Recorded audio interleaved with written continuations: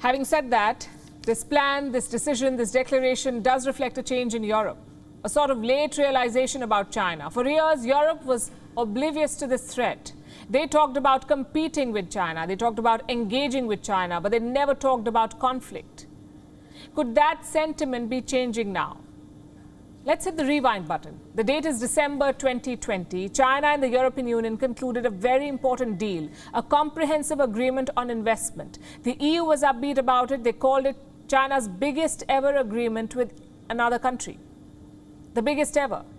This deal was supposed to chart the future of China-Europe ties, a partnership based purely on money.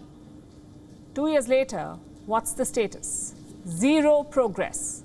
In fact, things have become worse. The European Parliament is yet to ratify this investment deal, plus China is picking fights with multiple EU states, with Lithuania and Taiwan, with France and Germany over the South China Sea, and now over the Ukraine war. So where exactly did things go wrong? We'll come to that in a bit. But first, let me tell you what is at stake. What was China hoping for from Europe? Broadly speaking, two things. Number one, a consistent and lucrative market. China is Europe's biggest trading partner, even bigger than the United States. Their total bilateral trade is worth around $700 billion. China wanted to keep that market open. Number two, a counterweight to US hegemony. For a long time, Europe was talking about strategic autonomy, possibly decoupling from Washington. If that happens, China stands to benefit. It could deny the US crucial influence in Europe. And this is classic Chinese strategy, making your enemies fight amongst each other. Think back to the 1960s and the 1970s. The Soviet Union was threatening China along its northern border.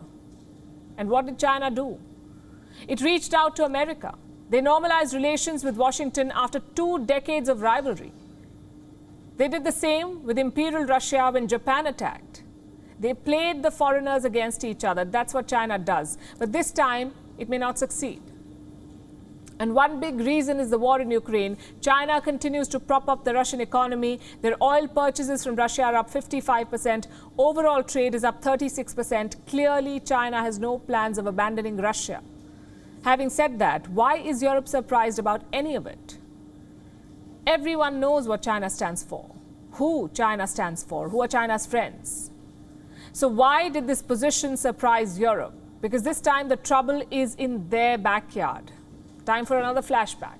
This time to June 2021. The G7 and NATO had concluded their annual meeting. The US pushed for more efforts to contain China, but one leader stood in opposition. French President Emmanuel Macron. Listen in to what he said last year. Deuxième grande question stratégique, ce sera. For my part, China is not part of the Atlantic geography, or else my map has a problem. I don't consider it to be the heart of the matter. Not part of the Atlantic, so not my problem. That was Macron's position. But now things are different. Russia's war is on Europe's borders. It is affecting European countries. If the war spills over, who can Europe count on? NATO or China? It's a no-brainer. You see, Europe may dream of strategic autonomy, but this war has pulled them back into reality. They still need American weapons, they still need American nuclear missiles, and that could push Europe away from Beijing. As long as Taiwan or the South China Sea was the battleground, Europe was fine with all of it. They had no problem sitting on the fence. But a war in their backyard changes the equation completely, and that's one reason. Another reason is the public opinion. Because let's face it, people may use Chinese products all over the world, but they seldom have anything good to say about China. Whether it's on Taiwan or the Uyghur genocide or the South China Sea, opinion polls indicate very little support for China, and leaders realize this. Even the so-called peaceniks like Macron and Olaf Scholz. So they have to make a choice now.